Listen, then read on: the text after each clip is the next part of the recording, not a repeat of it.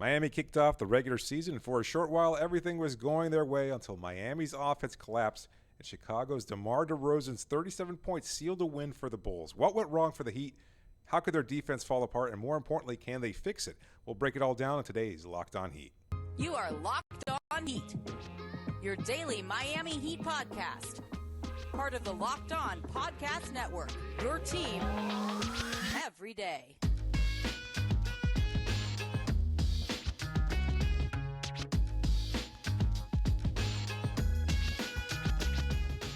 All right, welcome to Locked On Heat, your daily podcast covering all things Miami Heat. However, you might be tuning in on YouTube, Odyssey, or on your favorite podcast app. Thank you for making Locked On Heat your first listen every day. I'm Wes Goldberg here with David Ramil, coming to you from FTX Arena, where the Miami Heat just lost to the Bulls 116-108 to open the season. We're going to get to blame pie here in a minute. Also, we got a listener question about Kyle Lowry's struggles. But on a night when Jimmy Butler, Tyler Herro, and Max Strus combined for 69 points on 57% shooting, the Heat got just 39 points on 38% shooting from the rest of its roster. At the same time, they gave up 116 points on 44% shooting to the Chicago Bulls, took 8 fewer three-point attempts, were out-rebounded on the offensive boards, and allowed DeMar DeRozan to score 37 points on 64% shooting. David, in your mind, was the offense or the defense more to blame for tonight's loss? It felt like it was a problem offensively as you're watching it because Miami's offense simply stalled. Like their first quarter was electric. It seemed like they had the energy of the crowd. They were knocking down shots. Tyler Herro looked like he deserved that starting role. He looked like he was already a shoo-in for an all-star candidacy, and yet somehow something all collapsed at some point. And then when you see DeRozan constantly kill the team, you start to realize it might be more of a defensive issue. Talking to players after the game, they all just wanted to point the finger at the defensive problems, that there was a lack of communication, that they just are, a new unit out there, and they're not quite sure where exactly everybody should be. They were constantly pointing to the defensive problems more than to the offensive issues. So I'm going to have to side with the players on this one, that I think it's mostly a defensive issue, particularly when we see what the numbers look like in the fourth quarter when they gave up 10 more field goal attempts to the Chicago Bulls at that point in time. That seemed like that was the difference maker in the game when Miami was trying to cut it close. Yeah, I don't know. I'm going to go offensive here. I really don't think that the defensive issues were as bad. I think you could point to the reason of, them giving up 116 points. I think a lot of that was because they just couldn't score offensively. And look, I'm going to have to go back and watch the film, and you've heard a bunch of players talk about that after the game. But, going back, just first glance, my initial thought was, all right, Miami keeps missing a bunch of shots short.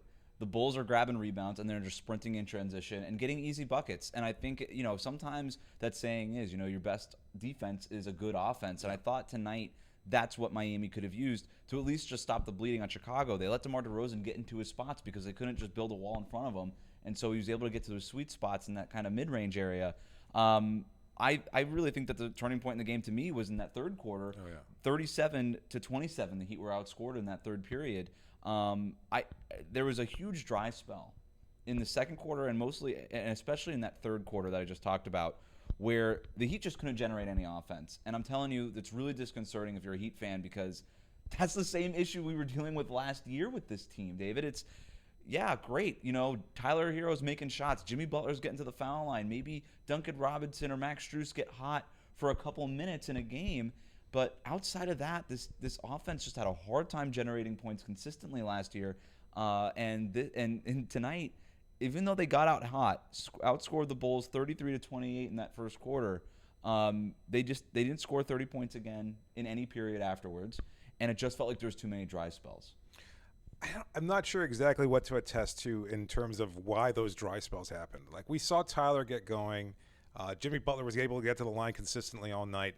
But you had two starters. You might want to call it 2.5, including Caleb Martin. But Bam Adebayo struggled offensively. Kyle Lowry, who we'll talk about later on the show, absolutely struggled offensively. And then their bench, while providing a spark here and there, not consistent enough to really, aside from Max Strus, provide that kind of separation that they needed in order to continue to build on their lead. In the second quarter, I'm not sure exactly what happened there. You're looking at that game, and then all of a sudden Miami has all this momentum, and Chicago just steals it away from them completely. And then they're able to tie the game up right before the half, go into the third quarter, and absolutely obliterate Miami. 9-point lead in that first quarter just erased. And It was good vibes in FTX, right? Oh, yeah. We were here in the building. Good vibes in the building during that first quarter. You had Tyler Herro scoring, 11 points in his first 5 minutes. Yeah. Just knocking down Corner all three three of after his corner three-pointers three. that he started the game with.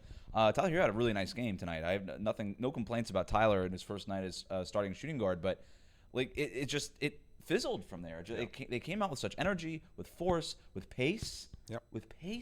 and then all of it just dissipated. And I don't know. It felt like they weren't moving with speed. Spoelstra said this after the game, and I thought, you and I talked about this in the game. They just moved slow, defensively and offensively. They were just moving slow as the game went on. I don't know what that is. I don't know what to attribute that to. I don't know if that's just, hey, it's been training camp and scrimmages and preseason, and now it's the real game, and maybe we just weren't ready for the speed of the game. But this is the Miami Heat we're talking about. They're usually ready for stuff, and they just didn't seem ready to play 4 quarters of regular season NBA basketball. And we should point out that Chicago was missing 2 of their starters, Zach LaVine and Lonzo Ball, who's going to be missing significant amount of times. This might have been a blowout even more consistently if they had both their starters back out there. But, it's just you look at what Miami was able to do offensively in the first quarter, and then there were some questionable substitutions, I think. You look at Eric Spoelstra is trying to get a feel for what this roster is and who to plug in and at what point in time.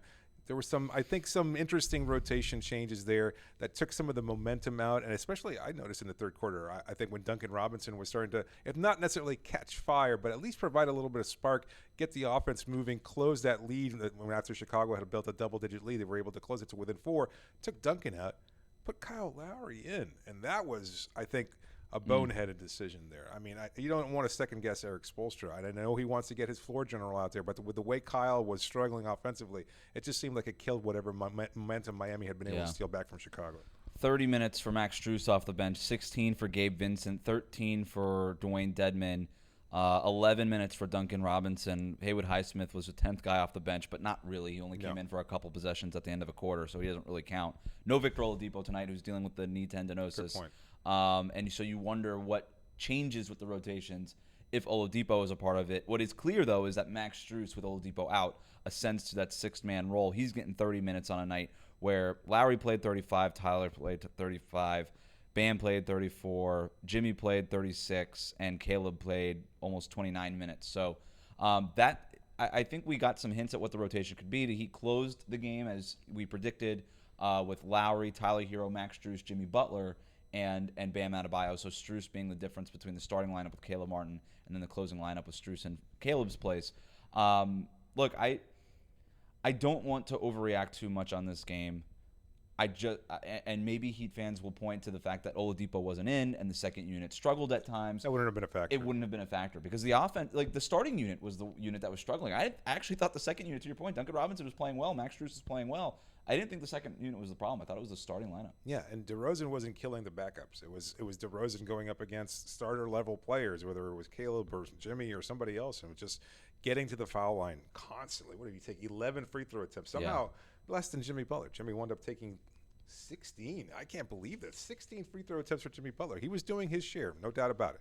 But the offense stalled aside from that, and then DeRozan just consistently getting the line, getting his shots. This is DeMar DeRozan's game. And look, it's convenient to overlook the Chicago Bulls because they were missing those 2 players, because they didn't make any significant moves over the offseason. But they were playing at a pretty high level. They were one of the top teams in the East for most of last season until injuries took over. DeMar DeRozan was getting MVP consideration in his role in Chicago. He certainly looked like the MVP tonight.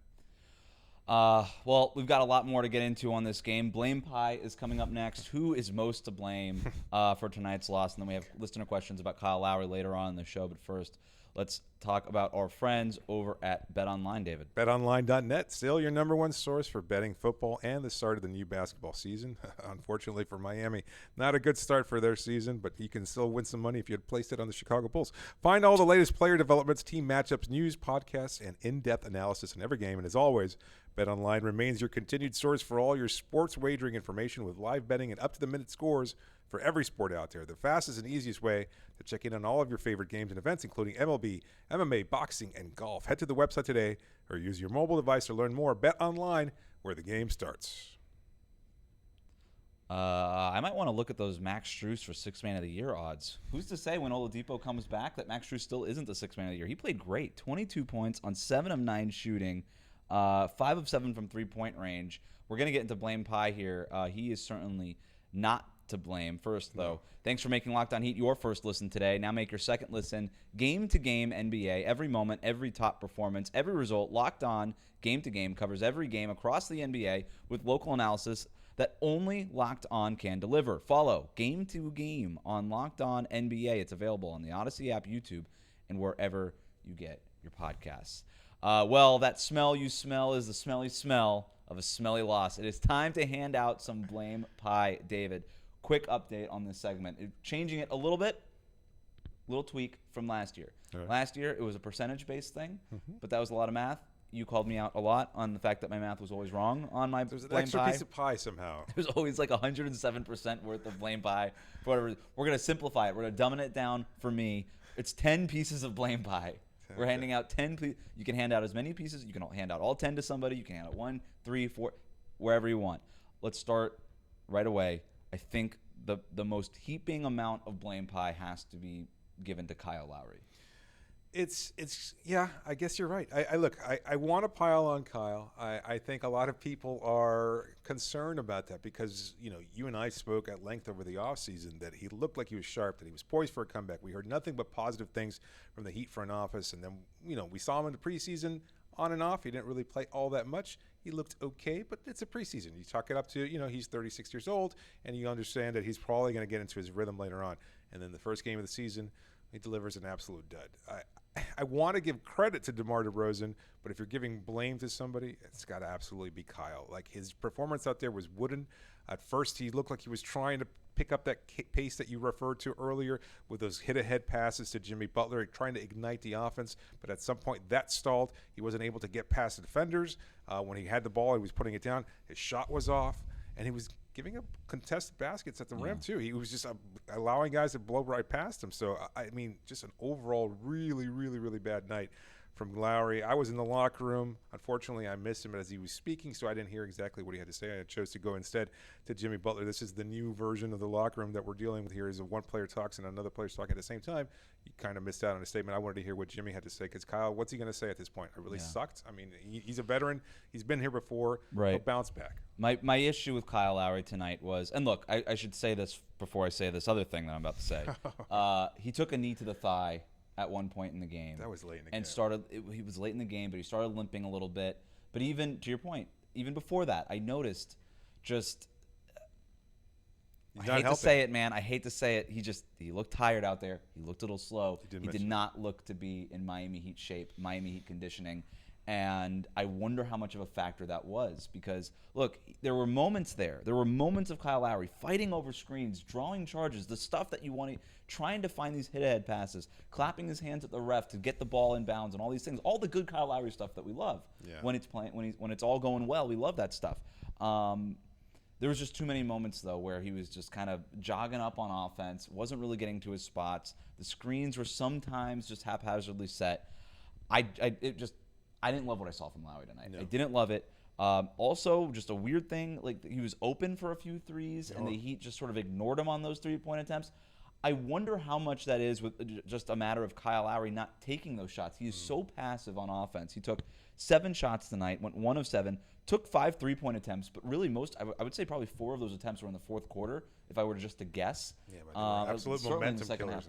But, they all clanked off the front of the rim. He wasn't getting lift on it. That is a clear sign of tired legs. That is something, David, that we see in February, in March, not in the first game of the season, after what was supposed to be a very beneficial offseason for him. I think I can't recall if it was Eric Spoelstra or another player that mentioned that maybe there was just these, the opening season jitters or something like that. They just came in. There was so much energy. Max, I think so. Yeah, you're right. There was so much energy to come into the first quarter. They had this momentum. Everything kind of was going their way, and they kind of fizzled out. Maybe they just didn't have enough to sustain it. From Chicago's perspective, we've seen this on the other side too, where when they're cornered like this, they're missing a couple players. All of a sudden, they find something to rally behind, a focus to say, you know what, you've countered this out. Now we're going to go ahead and take it up to another level. Miami, unfortunately, couldn't respond. Ayo Dosunmu had a nice game for them, 17 points on 7 of 14 shooting. It wasn't just DeRozan. Nikola Vucevic outplayed Bam completely. Yeah. And look, this is just to put a number on this, I'm giving 5 pieces of blame pie to Kyle Lowry. Is that fair? That's fair. I'm going to give the other 5 to Bam.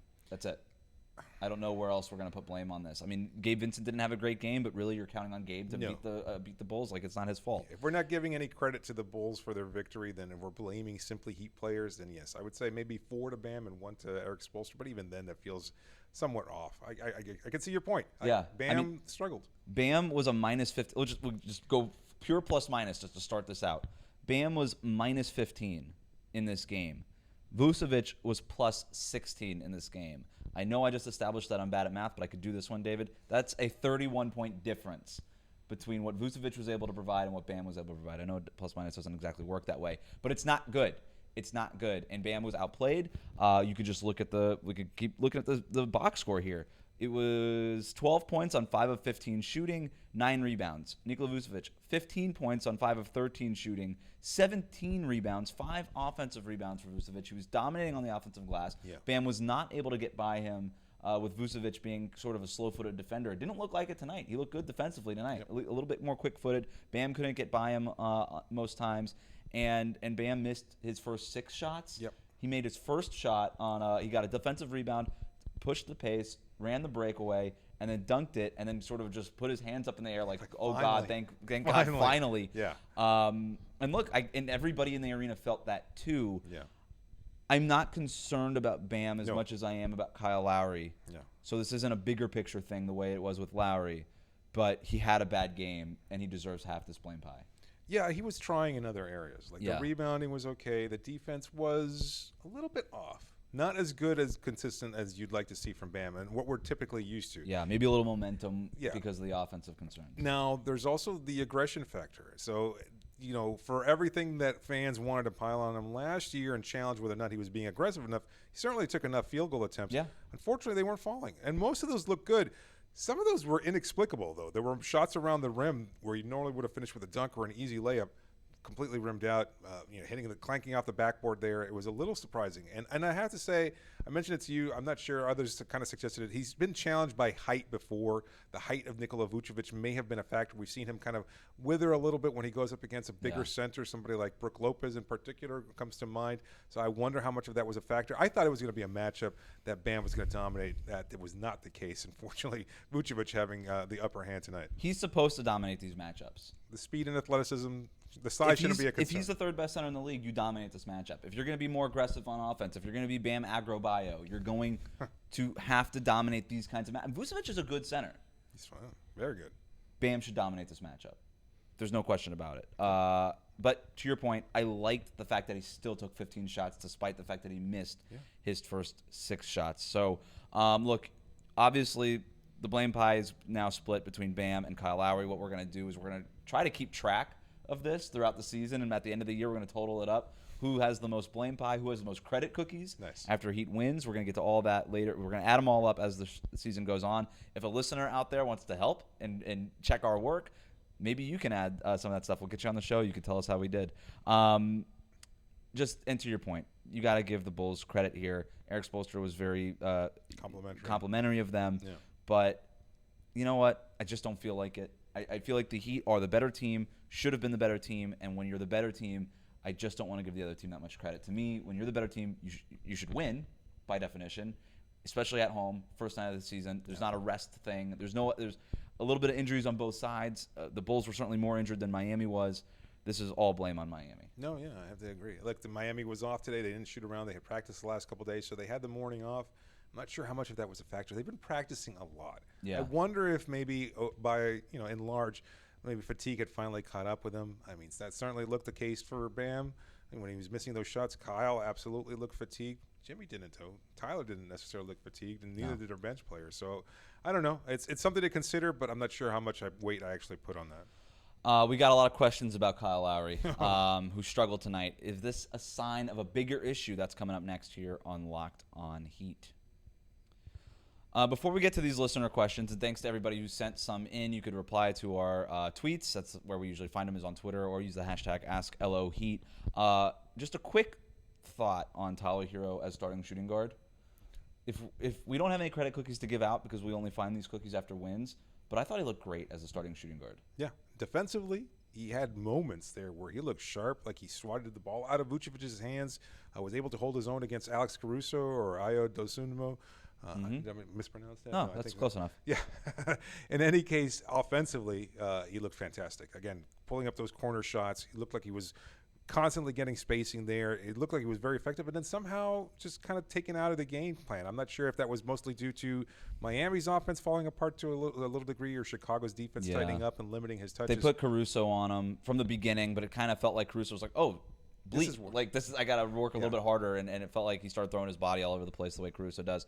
Here's Tyler Herro's first 5 minutes. He pulled up from 28-ish feet early on, just pulled up, drained the three. Had a floater off the catch, which is something that Tyler's been talking about a lot in the preseason was, hey, how can I attack offenses on that second side when I get it off the catch instead of bringing it up F court and then just started getting a high screen and then going and attacking the offense. Got off the catch, put the ball on the ground, had a nice crafty floater, Herro hit a corner three-pointer that came from Caleb Martin. Right. Caleb Martin a little bit later drove into the heart of the Chicago defense, kicked it out to Tyler Herro. He hit another three, 11 points, like I said, in the first 5 minutes, 3-on-3 on three-pointers. Had a really crafty reverse, fully extended layup later in the game, too. Yes. So you like a lot of what you saw from Tyler Herro, potentially laying the groundwork to the kind of all-star season that we've said that he needs to have for the Heat to get back to the Eastern Conference Finals. He's earned the spot. He's not losing it based on what we saw tonight. Let's get to some of these questions. Josh Van Meter writes in, buckle up, fellas. Here we go. Game 1, way too soon, opinion/question. Without the defense playing a perfect game, do we have enough competitively to battle for 4 quarters? What do you think? Without the defense? You need a perfect game from the defense in order for this team to compete. No, I don't think so. I think we just saw a really off night by 2 starters, and I think you normally would have gotten some other contributions from some other players too. Like I know Josh is a longtime listener and supporter of the show. We really appreciate that. At the same time, I think this team is talented enough offensively. I think, we got a really good night from Tyler. We got a really good night from Jimmy and Max. At the same time, without the production from Bam and Kyle, it just throws everything off. So I think you don't have to be perfect defensively, and they certainly weren't even close to that. They only wound up losing by 8 points. It wasn't right. It's not like they were absolutely blown out. It feels a lot more egregious because they lost that early lead and because their momentum was all in Miami's favor, and then it kind of slipped away and went completely in Chicago's favor. At the same time, it was mostly a close game without Kyle kind of botching the fourth quarter there. I think they would have still found a way to win it. I think if Bam just makes some of those shots, like you said, he missed so many at the rim. And what happens when you miss a shot at the rim, right? Everybody's collapsed towards the rim. The Bulls grab the rebound, and now they're able to push back, and there's not as many guys back on defense. If Bam is making those shots, if he's just hitting his averages, again, 5 of 15 tonight, then you probably don't get as many points in transition for Chicago. Maybe just a couple buckets fewer, a couple more buckets in Miami's favor, and this game could look a lot different. So it's not like the Heat got blown out. To your point, it sucks that they lost a 9-point lead early in what looked to be like a blowout in Miami's favor, and it was a disappointing way in which they lost. But still, I don't think that the Heat need to pitch a shutout defensively in order to win games. The other thing I will point to is the fact that they only took 28 three-pointers. They need to take more than that. I'll say this. They're not going to win games taking 28 three-pointers. The strength of this team is, weirdly enough, it's three-point shooting. You need Tyler Herro, who took 8 three-pointers. I think he needs to be at 10 a game. Mm-hmm. You got 7 three-pointers from Max Strus, who did a good job getting to the basket, but I want him taking threes. And you got Duncan Robinson taking just 3 three-pointers in his 11 minutes. That's 10 combined three-pointers from Max Strus and Duncan Robinson. You can argue that they should be taking 10 three-pointers each, not combined. So we got to see more three-pointers from the Miami Heat. But let's get to this next question from @Murph43 Heat, who's just one of the guys that asked about Kyle Lowry. We got several questions from several people about Lowry, but we're going to take this one. If Kyle Lowry plays like this night in and night out, does Gabe start? Does Lowry get traded? Let's start with the Gabe Vincent part of it. Yes, I think so. It's kind of hard to fathom given the significance of the addition of Kyle Lowry last year, the contract amount. But we've seen with Duncan that's not the case with Eric Spoelstra. He doesn't necessarily care about the weight of the contract or anything like that, or the wealth of it or anything. So I think he would absolutely bench Kyle Lowry. At the same time, you've only got one point guard on the roster. Other than you got Drew Smith, who they just added on a 2-way contract. he's not going to get any kind of starter's minute anytime soon. I don't think Victor Oladipo is ready to play alongside Jimmy Butler as a starting point guard. While a lot of people want to say, well, he's a playmaker, he can handle the ball, sure, but the lack of spacing would be horrendous. You need, in theory, Kyle Lowry to be able to space the floor. Gabe Vincent can certainly do that again, in theory. Yeah. So I think he would absolutely earn the starting nod. And as far as trade consideration, let's stay with the starting thing. I don't know if it would be Gabe Vincent. I might want to throw a curveball. Maybe Max Strus. Could you just sort of play Tyler Herro as your point guard, Max Strus as your shooting guard, and then you still have Jimmy Butler out there who's a playmaker. He could basically just be your point forward. You've got Bam as a playmaker who could be your point center. Caleb Martin's out there who could do some things off the dribble, but he's not going to get you into offense. I wonder, given how badly Jimmy and Bam in particular need space, Gabe Vincent is a fine three-point shooter. He's not Max Strus. And the way that Max Strus has improved his ball handling, again, you don't want him initiating offense, but he could just do stuff. That still gives you 5 guys in your starting lineup who could do something with the ball in their hands and make defenses pay for closing out or being out of position. And Tyler Herro has progressed so much more as a playmaker since the point guard experiment in the first 10 games of 2 seasons ago. Yeah. He's a much better playmaker than he was then. I think you can almost put him in that pseudo point guard spot and just sort of do it by committee. I'll say this. Let's just move on to the second part of the question. If you get to the point where you're looking to bench Kyle Lowry, and it is a little different than Duncan Robinson because Lowry has a track record. He's a future Hall of Famer. He's won a ring. He's a veteran. He's got respect around the league more than Duncan Robinson ever did. So I don't think that Spo would ever actually bench Kyle Lowry. But if it got to the point where it was actually better for the team to bench Kyle Lowry, I think they would just look to trade him. And if they look to trade him, that means that Kyle Lowry is having a very bad season and that things are not going well for Miami. I mean, you can look to trade him. That doesn't necessarily mean you're going to find a lot of takers there. Right. So I'm not sure that there's a viable trade offer out there. So I would sheath these trade requests and different functions like that. I don't think you're going to find a suitable trade partner for him. Look, it's easy to complain about Lowry today. It's a tough loss, an opening loss that shouldn't have happened. Lowry struggled mightily. There's no denying that. At the same time, you have to expect that he'll find some way of bouncing back because either he's completely obliterated his career over the course of one season, and I don't think that's the case. Like, he was hurt last year. I think he's healthy now, and if that's the case, he should find a way to bounce back. There were signs there. There were signs. Like, I kept wondering, hey, you're getting these screens from Bam or somebody else. You're coming around. Why aren't you just stepping right into a three-pointer? Yeah. And we saw passive Kyle Lowry earlier in the game. Maybe he was just trying to get guys involved. That is what he does. Yeah. And then later in the game, he started to take those shots. He started to come off those screens. Fortunately, in that case, that was I mean, he kept missing them short. That's overcompensating at that point. Like, the difference, like in the fourth quarter, you were talking about Bam versus Kyle as the ones who were most to blame. Bam scored 6 points. Kyle 0 of 3 in the fourth quarter alone, and that was a difference maker. Again, I pointed to the substitution of Kyle in place of Duncan Robinson. Then Kyle comes in there, just ill-advised shots, all of them flat. Instead of just outright benching Kyle Lowry, if he's having games like this, I do wonder, and again, one game, it's not going to happen this soon. But if he's playing like this in fourth quarters late, I wonder if Spo would consider, you know what, maybe not benching him outright, but maybe I'm going to close with Gabe Vincent, or maybe I'm going to close with Duncan Robinson or Victor Oladipo or somebody else. But you just really don't. Yeah, there is an ego, and I don't think Kyle Lowry would be very happy about that. But he can't play like this. That said, going back to the question here, if he plays like this night in and night out, that's 1 of 7 overall, just 4 assists to 3 turnovers. That's the worst point guard in the league. He's not going to play like that night in and night out. So we're way too early to get in on trade talk or anything like that. But again, to our listeners' question here, it was an overreaction. Game 1 overreactions are a lot of fun to do. I think we had plenty of them tonight. But all in all, the Heat lose the season opener by 8 points to a playoff team, probably in the Chicago Bulls. We play again Friday night, the Heat at home against the Boston Celtics. Do you think Kyle plays on Friday? I think Kyle will play on Friday. I do. I don't think Victor Oladipo will play on Friday, but that's a guess. No, I agree there. I think just with the contusion that Lowry suffered, and given the fact that he did struggle, I wonder whether or not he takes Friday off. It's possible. Yeah, we'll see how it plays out.